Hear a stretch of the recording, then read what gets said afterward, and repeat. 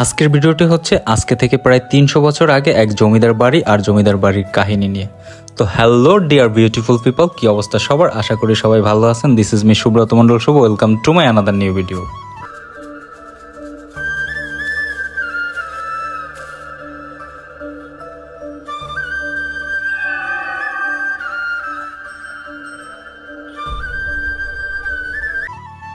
কলসকাঠি জমিদার বাড়ি, যেটা প্রায় 300 বছরের ঐতিহ্য এই জমিদার বাড়ি।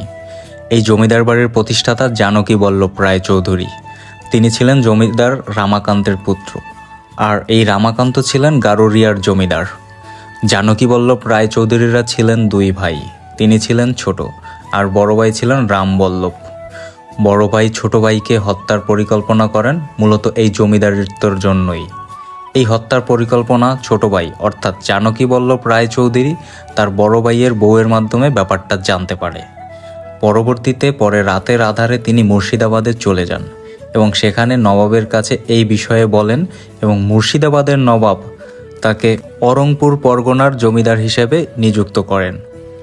এই জমিদারি পেয়ে তিনি কলসকাঠিতে এসে বসতি গড়েন, আর এই বসতি স্থাপনা করে এইভাবেই কলসকাঠিতে এই জমিদার বাড়িটি প্রতিষ্ঠিত হয়।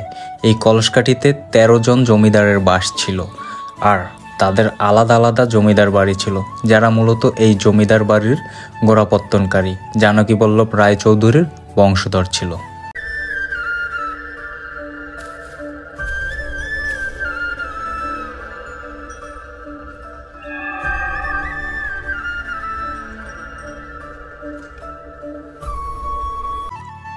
যতটুকু আমার নখদর্পণে ছিল ততটুকু এই জমিদার বাড়ি আর জমিদার বাড়ির হিস্ট্রি নিয়ে আপনাদেরকে জানানোর চেষ্টা করেছি।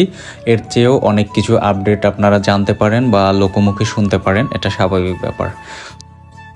কলসকাঠি এই জমিদার বাড়ি আর পালপাড়া নিয়ে একটা নাটক বা ওয়েব ফিল্ম টাইপের তৈরি করা হয়েছিল, সবাই মেবি অবগত বা দেখেছেন। সেটার নাম হচ্ছে নিথর কোলাহল, যেখানে আমাদের বরিশালের জনপ্রিয় অভিনেতা সাদ্দাম মাল, শতাব্দী ওয়াদুদ ও ইয়াশ রহমানের মতো অভিনেতারা অভিনয় করেছিলেন। এর অনেকটা শুটিং এই জমিদার বাড়ি আর কলসকাঠি পালপাড়ায় অনুষ্ঠিত হয়েছিল। যদি আপনারা না দেখে থাকেন তাহলে অবশ্যই নাটকটি দেখলেও এই জমিদার বাড়ির কিছু ভিউ অবশ্যই আপনারা দেখতে পারবেন।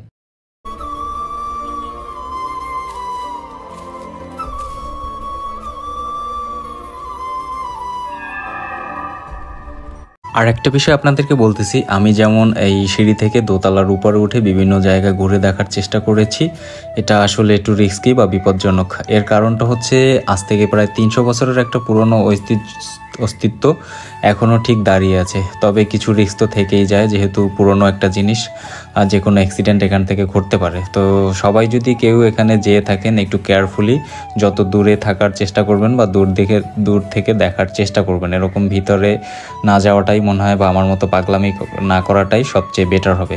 বাট তারপরও কেউ যদি যেয়ে থাকেন আর এরকম ঘুরতে মন চায়, সবাইকেই বলবো একটু সেফলি ঘোরার চেষ্টা করবেন, যেহেতু পুরনো স্থাপনা, যে কোনো একটা অ্যাক্সিডেন্ট করলে সেটার দায়ভার অন্য কেউ নেবে না, নিজেকেই সেটা সামলে নিতে হবে।